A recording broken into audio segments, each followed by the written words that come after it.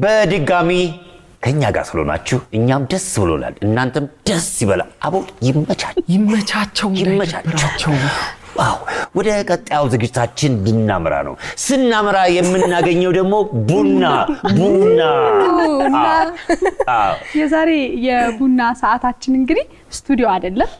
አሁንም ወደ ጉራጌ ዞን መለስ ልንል ነው በጣም የገረመኝ ነገር ለጉራጌ ማህበረሰብ ቡና ማፍላት ከመጠጣት ያለፈ በጣም ጥልቅ የሆነ ማህበራዊ ትስስር አለው ያመጣል አዎ ሀዘናቸውን ደስታቸውን ሁሉ ነገራቸውን የሚካፈሉት በቡና ስርዓት ነውና እኛ ቡና ስንጠጣ አንድ ቦታ ላይ ጎረቤት ብቻ ነው ምንጠራው አይደል ቡና ጠጡ እነሱ ግን በጣም ብዙ ድልድዮችን ብዙ ሰፈሮችን በቃ በተለያዩ ቦታዎች ርቀት ያለው ቦታው የክብር ትልቁ ግብዣ ቡና ተይዞ ነው የሚካሄደውና በጣም ቡናና የጉራጌ ማህበረሰብ ጥልቅ የሆነ ትስስር አለው በጣም ደስ ብሎኛል በእነሱ ባህል ነው ያፈላሁት አዎ በጣም የሚገርመው ነገር የጉራጌ ጀበና እንግዲህ ብዙዎች ያውቁታል ቢያስባለው በጣም ትልቅ ነው እኛ ከተማ ውስጥ የለመድነው አይነት ጀበና አይደለም ማሰሮ ነው የሚያክለው አይቻለሁ መቅዲሱን ይዛ ወደፊት ወደ ኋላ ስትል እኔ ደግሞ ቁስጥ እንገላገል ደርሼበታል ያበሻ አረቄ ተተተሽ ሞቀለች መስሎኝ እንዴ ዳምፔል ነው ለካነሳ የሚያል ጀበና ይዛል በሁለት እጇ ስለሚጠጣበት ነው ማለት ረከቦቱ ራሱ ይሄን ነው የሚያክለው እንደገና ጀበናው ግማሽ አርገውልኝ ነው እንጂ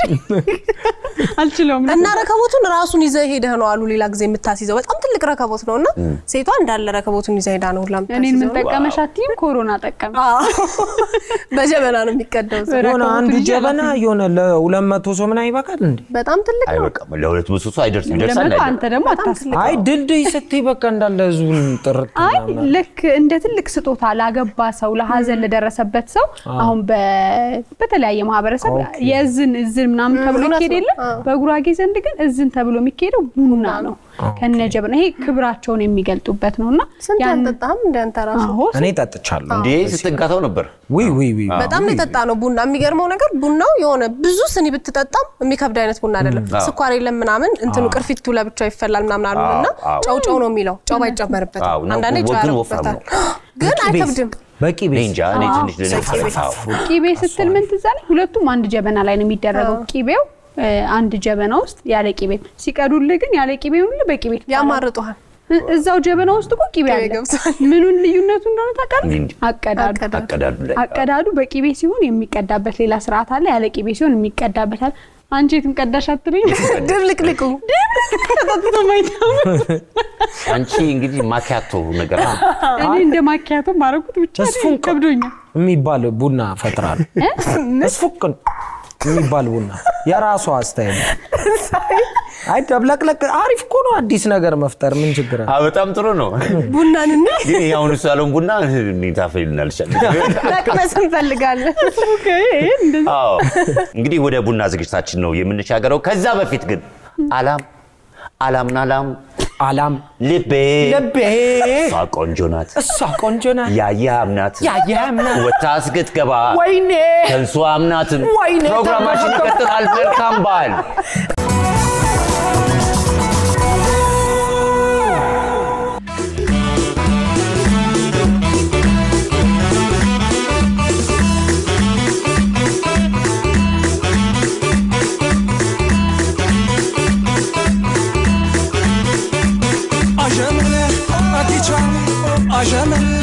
አጊቻም አና ማሰናም ባግኖታጋ አበሩስ ተደመት በራይሎጋ አና ማሰናም ባግኖታጋ አበሩስ ተደመት በራይሎጋ አና ማሰናም ባግኖታጋ አበሩስ ተደመት በራይሎጋ አና ማሰናም ባግኖታጋ አበሩስ ተደመት በራይሎጋ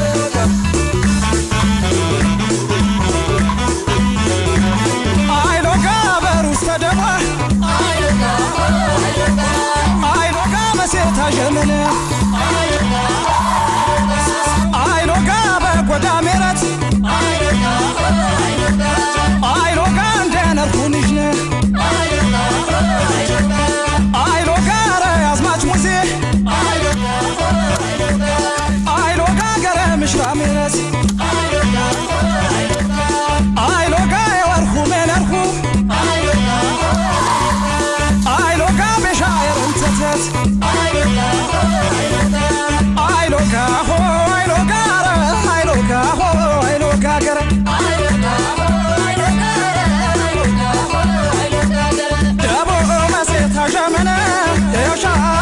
ወደገለ እሁድን በኢቢኤስ እንደቀጠለ ነው የቡና ሰዓታችን ላይ ነን የዛሬ ቡና ሰዓታችን ከስቱዲዮ ወጣ ብለን እንግዲህ የመስቀል ፕሮግራምን ምክንያት በማድረግ እዚህ ጉራጌ ዞን እዣ ወረዳ ተገኝተናል በባህላዊ እንግዲህ ይሄን የሚያምር ቤት የምታዩትን አጂየት ወይም ደግሞ የወይዘሮ ጤናዬ ቤት ተገኝተናል አሁን እንግዲህ የጉራጌ ባህል ላይ ቡና ከመጠጣት ያለፈ እጅግ ጥልቅ የሆነ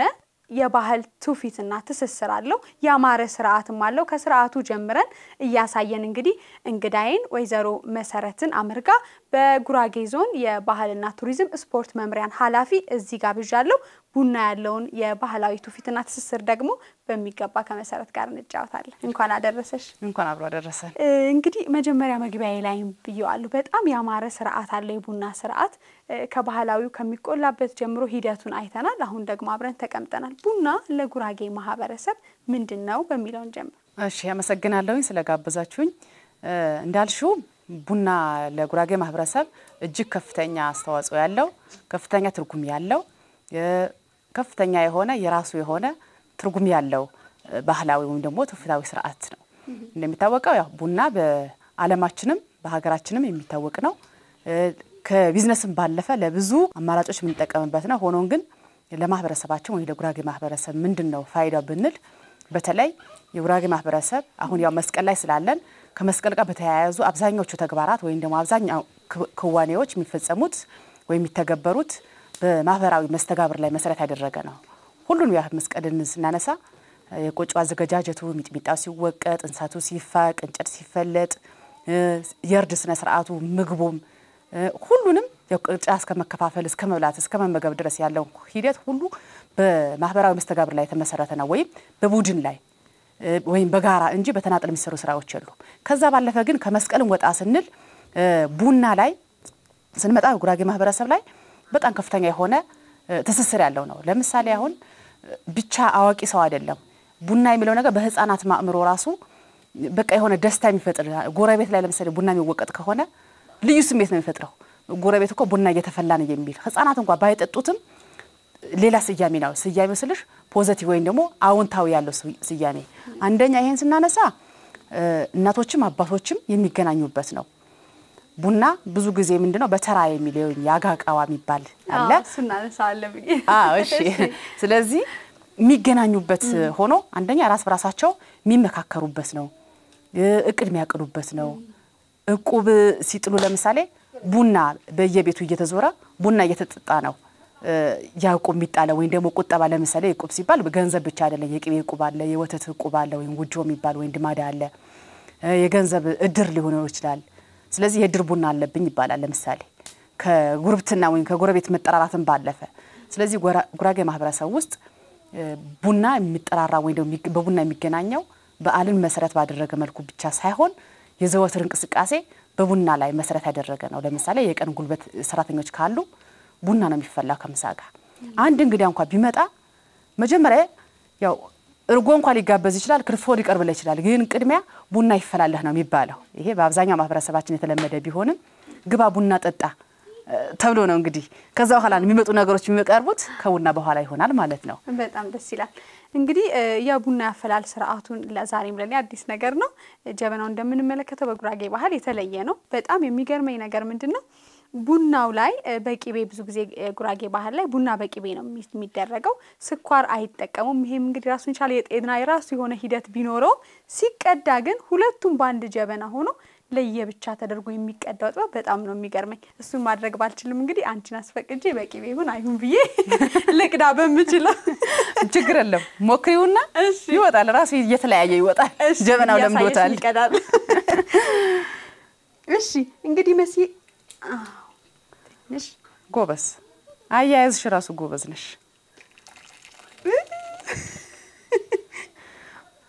ችግር የለውም ቀጂው ቂቤው ደግሞ ከኋላ ነው የሚወጣው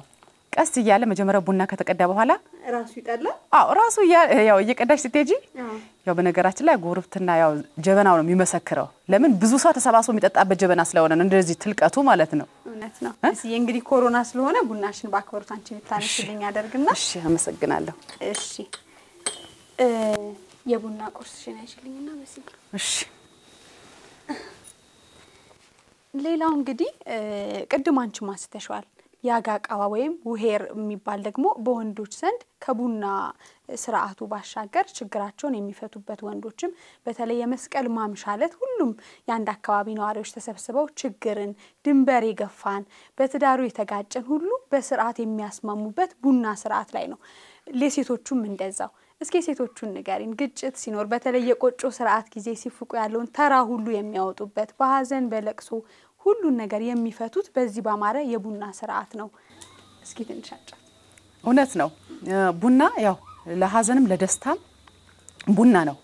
ለምሳሌ አንዲት አራስ ካለች ያው ሌላ ምግብ ተሰርቶ የሚሄድላት እንደተጠበቀ ሆኖ ግን ቡና ነው የሚወስዱላት ለምሳሌ እናቶች ያ ቡና ለምንድነው አራስ ብዙ ጊዜ ያው ብቸኛ ስትሆን ይደብራታል አጫዋቻ አታገኝም በሚል የቡና ተይዞ ተኪዶ የማጫወት ስራ ወይም ደግሞ የማጫወት ባህል አለ ለምሳሌ እናቶችን ሲፍቁ በተራ ቡና ከነቁርስ ወይን ከነቆጮ ይዘው ነው የሚሄዱት ቤት የሚሰራ ከሆነ ያው ቤትም በጋራ ነው የሚሰራው ቡና ይሄዳል ሐዘን ካለ ለምሳሌ ቡና ያ ሁሉም ከየቤቱ ቡና አፍልቶ ከነቁርሱ ይዞ ነው የሚመጣው ለማጽናኛ ብቻ ሳይሆን ተገናኝቶ ያ ሰው ሐዘኑ እንዲረሳ እንዲጫወት ጊዜ እንዲገፋበት ከዚህ ባለፈ ግን ቡና ላይ አንድ ትልቅ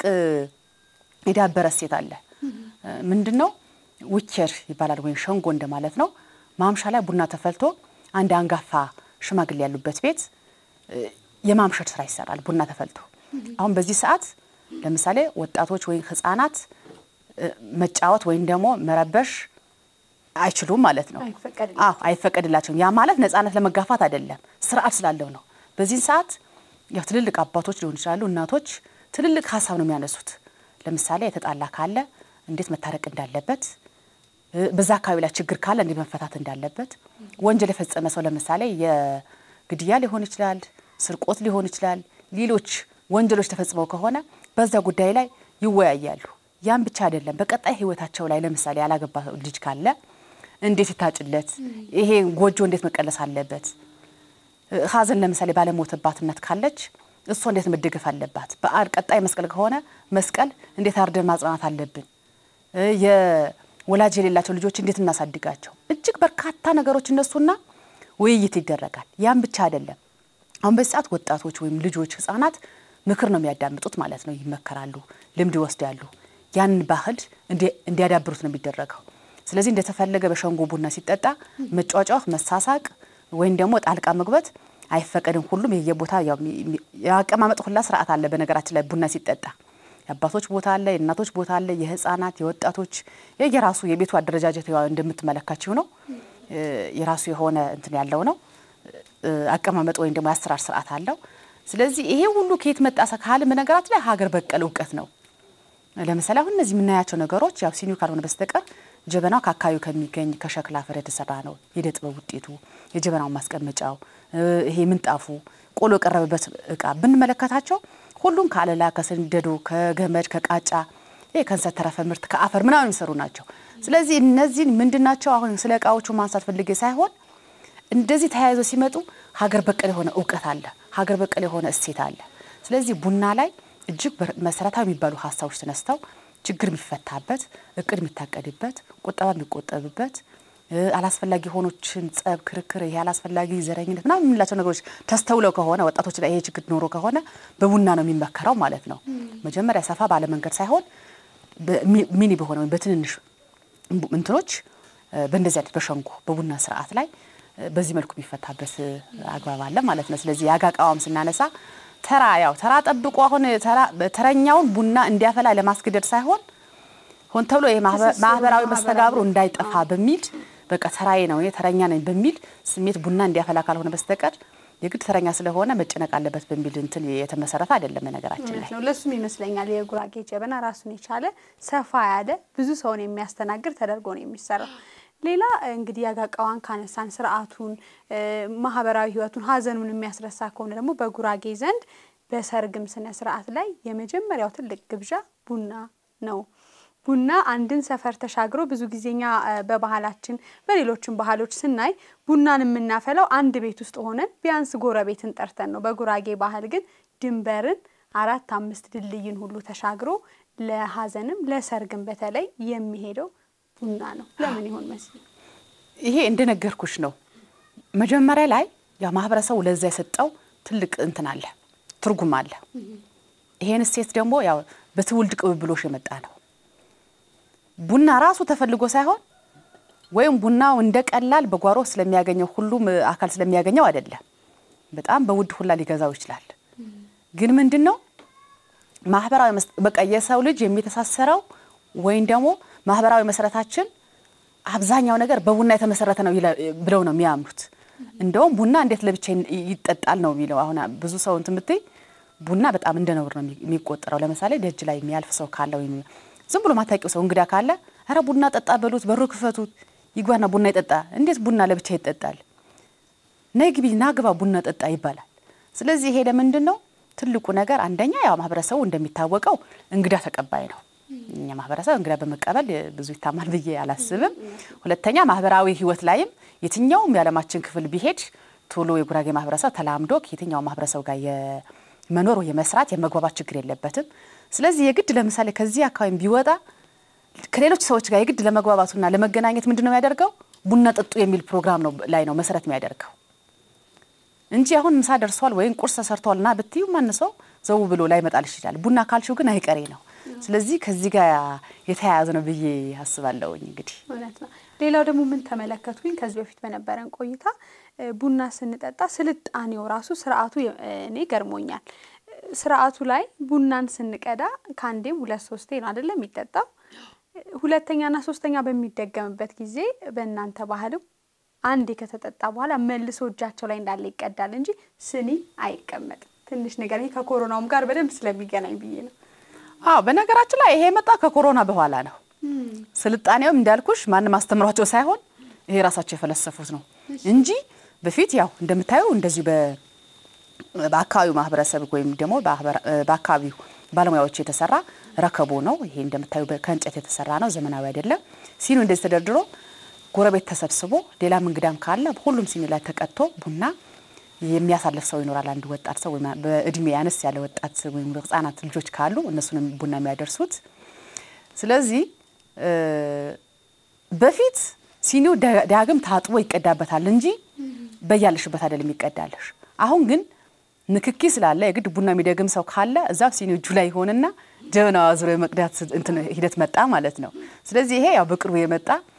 የበሽታው ስርጭት ለመቀነስ ወይ ለመከላከል ተብሎ የመጣ ካልሆነ በስተቀር ከነረከቦቱ አንስተሽ አሁን ወገብሽ ሁላ ሊንቀጠቀጥ ይችል ነበር ይሄን አንስተሽ እንግዲህ ለጎረቤት አድርሽ ብትባይ አው ስለዚህ በዚህ መልኩ ነበር ማለት ነው ኮሮና የወለደው ስልጣኔ ነው ማለት አው ስለ ቡና ቁርሱ ትንሽ እናውራ በጧት ላይም ቢሆን በተለይ በሚበሉባቸው ቀናቶች በጉራጌ ባህል አብሮ ቡና ሲቀርብ የቡና ቁርስ ይቀርባል ከዛ መሃል ደግሞ ቆጮ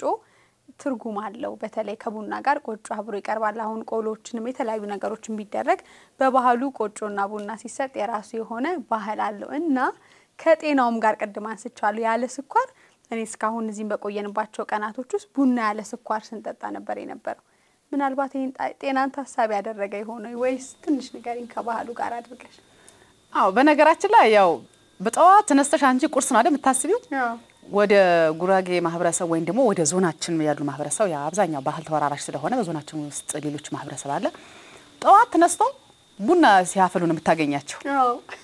በጠዋት እንደሽና አንቺ ቁርስ ቢ ነው የምትበያ ቡና ጥጡ ነው ልክ ያ የተራ ቡና የጎረቤት ቡና ስላለ ታዲያ ይሄ ቡና ጥጡ እኛ ስናስበው ያ በከተመኛ ሆዳችን እንግዲህ በባዶ ሆድ ውስጥ እንዴት ነው ቡና የሚጠጣ የሚለው ነገር አእምሮአችን ላይ የሚመጣው ግን ከቡናው ጋር በቂ የሆነ ቁርስ ይዘጋጅልሻል ማለት ነው የቡና ቁርስ ተብሎ ምሳ ሁላ ሊሆንሽ ይችላል ስለዚህ ቆሎም ከሆነ ልክ አሁን ይሄ ቆሎ ለአንድ ሰው ምናምን ሊቀርብ ይችላል ቆጮ በብዛት ይቀርባል የድንች ወቅት ከሆነ ትኩስ ድንች ይቀርባል ብራብራት የሚባል አለ ከቡላ ወይ ከቆጮ ፍርፍር የሚዘጋጅ በጣም ብዙ አይነት ቁርስ አተር የተቆላ የተቀቀለ ሊሆን ይችላል ባቄላ ሊሆን ይችላል የበቆሎ ሸት ሊሆን ይችላል ስለዚህ ይሄን ቁርስ ሲቀርብ የመርሃ ግብር አሁን እንደ ከተማ ይሄን ያዘገንሽ ምናምን ቡና ጠጡ አይደለም በነፍስ ወከፍ ነው የሚሰጠው ቁርሱ ማለት ነው ስለዚህ ቆጮም ቢሆን ጥግብ ብለሽ ብትበይና ገዛ በኋላ ያው ቁምሳ ሊሆን ይችላል ማለት ነው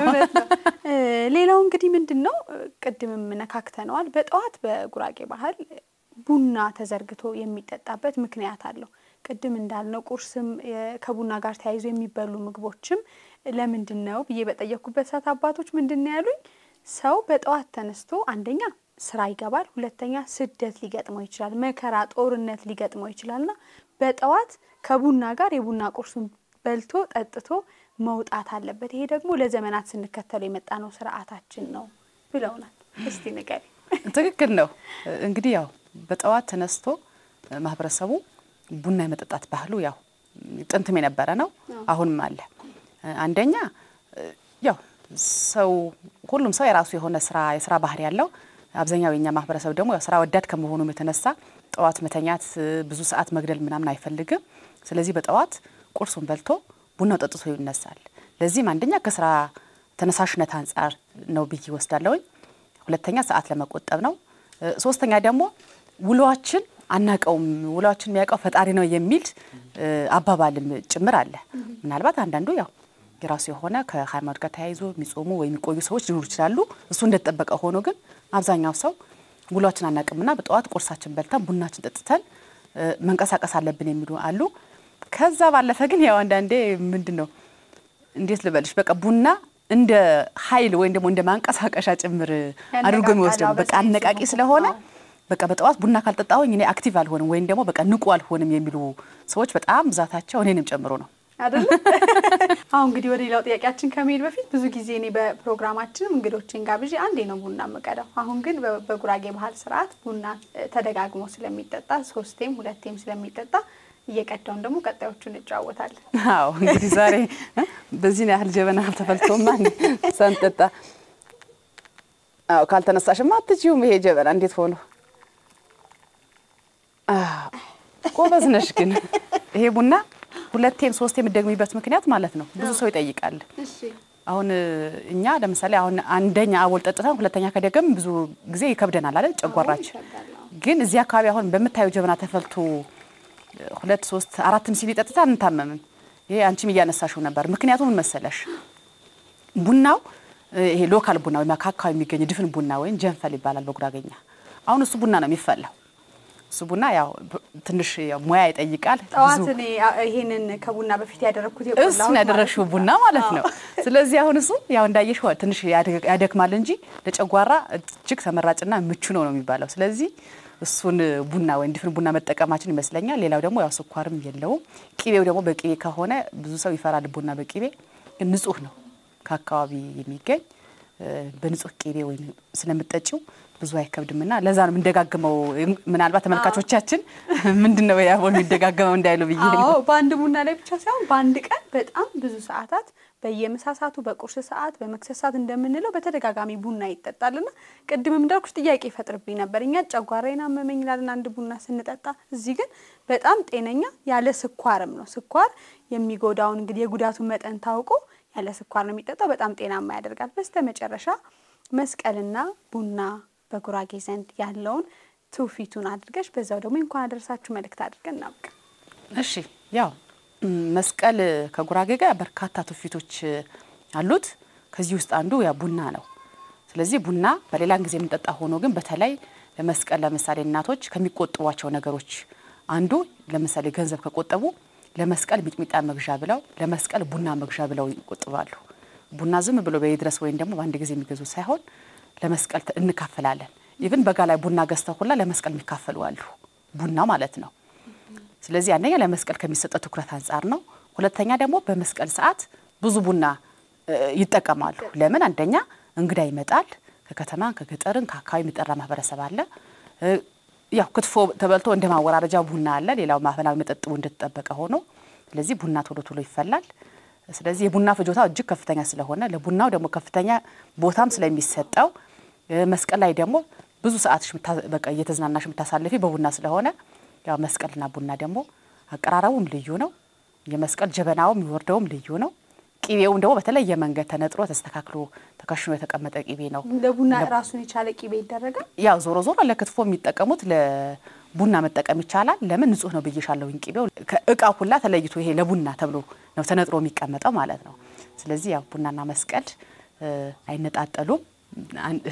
ትልቅ እንትን ስለላቸው ነው ምን በላቸው ያስከይደናል ያን ብንለው ስለዚህ ይሄን ይመስላል ማለት ነው በጣም እጅግ አድርጌ አመሰግናለሁ ወይዘሮ መሰረት ያወርጋ በጉራጌ ዞን የባህልና ቱሪዝም ስፖርት መምሪያ ኃላፊ ናቸው። እዚህ ደግሞ በአማረ ሁኔታ እንደዚህ አድርገን የቡና ስርዓታችን እንድናዘጋጅ በጉራጌ ዞን እዣ ወረዳ የሚገኙ የአጅየት ጤና ቤት ተገኝተን እጅግ ያማረውን የጉራጌ ባህል የቡና ስርዓትን አይተናል። እንግዲህ በመላው ዓለም ለምትገኙ ለክርስትና እምነት ተከታዮች መልካም የመስቀል በዓል እንላለን። ከጉራጌ መሰረት መልእክትሽን አስተላልፊ። እንግዲህ ያው ዘንድሮ መስቀል ስናከብር ብዙ ጊዜ ለመስቀል ያው ብዙ ተወላጆች ያካባቢው ማህበረሰብ ከከተማ ወደ ገጠር ነበር የሚፈልሰው። ስለዚህ ዘንድሮ ደግሞ የለን ከቤተሰብ ጋር መስቀል ምክንያቱም ለረጅም ጊዜ ተራርቀው የነበሩ ቤተሰቦቻችን የምንገናኝበት መስቀል ነውና ግን ዘንድሮ ያው ከኮሮና ቫይረስ ጋር በተያያዘ ስርጭቱን ከዚህ በለጠ እንዳይስፋፋ በሚል አብዛኞቹ ኃላፊነት ወስደው በያሉበት የሚያከብሩ ወገኖቻችን አሉ። ስለዚህ እናንተም ያው እንዳይከፋችሁ ፈጣሪ ከፈቀደ ቀጣይ ተገናኝተን በጋራ እናከብራለን። በአጠቃላይ ግን የክርስትና እምነት ተከታዮች በመላው ዓለማችን ያላችሁ ሁላችሁም እንኳን ለብርሃነ መስቀሉ በሰላም አደረሳችሁ። መልካም በዓል ይሁንላችሁ። ቦጌ ማሰናናሁ እሁድን በኢቢኤስ ይቀጥላል። መልካም ጊዜ